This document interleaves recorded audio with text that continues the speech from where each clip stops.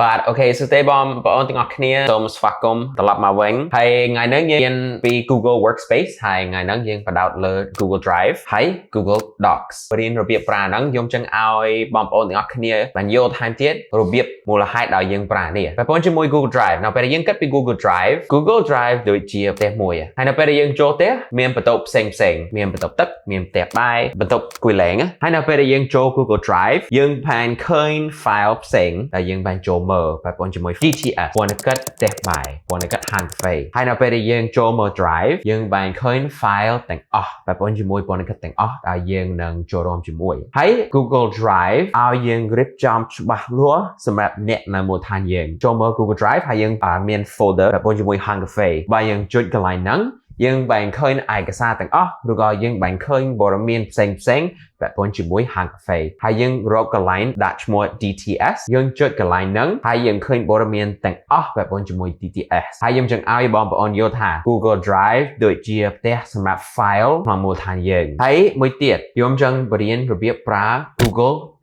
Google Docs ដូចជាឯកសារអានោះមានន័យថាកន្លែងដែលយើងបានសរសេរព័ត៌មានហើយខ្ញុំឲ្យបងប្អូនយល់បន្ថែមទៀតរបៀបប្រើកម្មវិធីទាំងពីរ Drive ហើយ Docs ទី1នៅពេលដែលយើងចូល Google Drive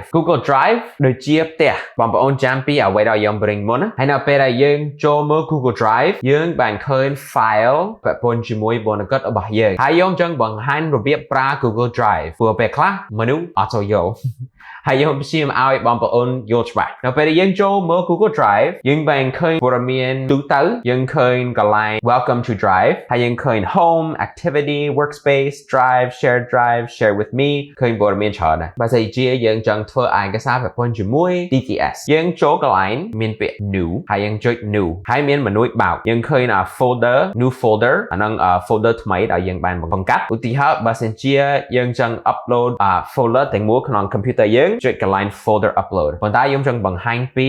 ចំណុចចុងក្រោយ Google Docs ឧទាហរណ៍យើងចង់បង្កើតឯកសារប្រព័ន្ធជាមួយ DTS យើងចូលមើលកន្លែង Google Docs ពេលយើងចុចហ្នឹង load មកឯកសារថ្មីបើយើងឃើញហ្នឹងយើងធ្វើត្រូវបើអត់ឃើញនេះអត់ត្រូវទេបែបព័ត៌មាន Hi DTS is fun DTS is expensive God is good ពេលយើងសរសេរព័ត៌មាន Hi យើងរកកន្លែងមានពាក្យថា untitled document កន្លែងនេះហើយនៅពេលដែលយើងឃើញកន្លែងហ្នឹងយើងចុចម្ដងកន្លែងហ្នឹងពាក់ព័ន្ធជាមួយចំណងជើងរបស់ឯកសារដូចជា DTS ខ្ញុំដាក់ឈ្មោះ DTS information ហើយពេលយើងចុចមកចំណងជើងថ្មីរបស់ឯកសារហ្នឹងហើយមួយទៀតនៅពេលយើងសរសេរ Hi ក្នុង Google auto save មានន័យថាដាក់ទុកសម្រាប់យើងអាហ្នឹង save roll 30វិនាទីនៅពេលដែលយើងបានសរសេរយើងឃើញពាក្យ saving បើយើងចូលមើល drive របស់យើងចូលauto យើងអត់ទៅការដាក់ save អត់ទៅការដាក់ក្នុង drive បើសិនជាយើងសរសេរក្នុង Google account របស់យើងនៅក្រោម docs ឬក៏កម្មវិធីផ្សេងដាក់ទុកនៅ drive របស់យើងហើយនៅពេលដែលយើងសរសេរឯកសារ load មកចូល drive ខ្ញុំចង់រៀនថែមទៀតរបៀបប្រើ Google Docs ព្រោះកម្មវិធីមួយដែលយើងញ៉ារហូតក្នុងមូលដ្ឋានយើងហើយនៅពេលដែលយើងចូលមើល Google Docs យើងបានឃើញមានដូចជា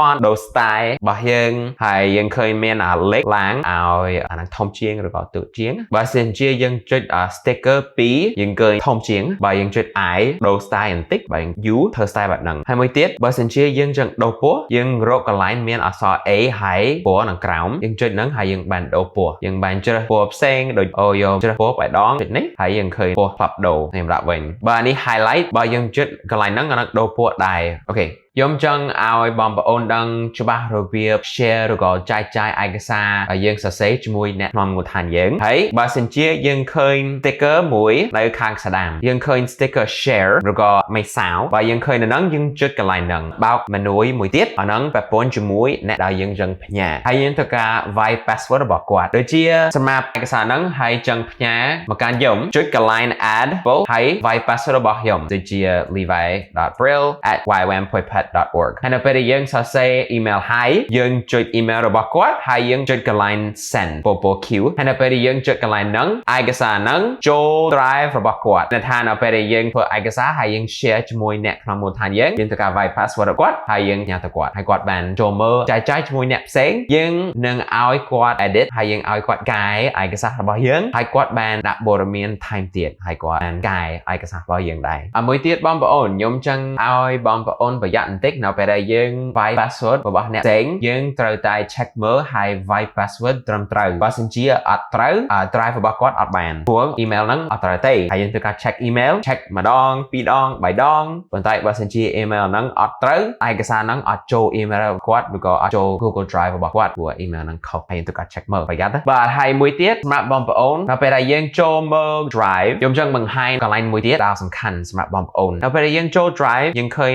Drive ទូទៅរបស់យើងហើយនៅពេលដែលយើងចុចកន្លែង Share Drives ចូលធ្វើការជាមួយបើសិនជាយើងចុចកន្លែង Home ផ្ទះរបស់យើងហើយនឹងពាក់ព័ន្ធជាមួយឯកសារដែលយើងនឹងធ្វើតខ្លួនប៉ុន្តែបើសិនជាយើងចង់ចូលមើលឯកសារពាក់ព័ន្ធជាមួយពន្ធកិច្ចផ្សេងយើងត្រូវតែចូលកន្លែង Share Drives ហើយពេលយើងចុចកន្លែងហ្នឹងអានឹងបើក Drive របស់មូលដ្ឋានយើងហើយក្នុងមូលដ្ឋានយើងមាន Drive ពាក់ព័ន្ធជាមួយបម្រាមអប់រំអភិវឌ្ឍអនុវត្តហើយនៅពេលដែលយើងធ្វើការក្នុងផ្នែកហ្នឹងទីហើយយើងធ្វើការផ្នែក Cafe យើងបានចុចកន្លែង Share Drive ហើយយើងឃើញ Drive ពាក់ព័ន្ធជាមួយហាងកាហ្វេហើយយើងបានរកឯកសារឬក៏ព័ត៌មានផ្សេងៗពាក់ព័ន្ធជាមួយហាងកាហ្វេប៉ុន្តែយើងរកព័ត៌មានហ្នឹងនៅក្រោម Share Drives ម្ដងទៀតបើសិនជាយើងចង់រកឯកសារដែលយើងសរសេរតខ្លួនយើងចុចកន្លែង Home ហើយឯកសារក្នុងមូលដ្ឋានយើងត្រូវការចូលមើលកន្លែង Share Drives ហើយយើងបានឃើញឯកសារដែលយើងត្រូវតែយកបាទពាក់ព័ន្ធជាមួយការលំហាត់សម្រាប់បងប្អូនទាំងអស់គ្នាខ្ញុំចង់ឲ្យបងប្អូនចូលមើល Drive របស់អ្នក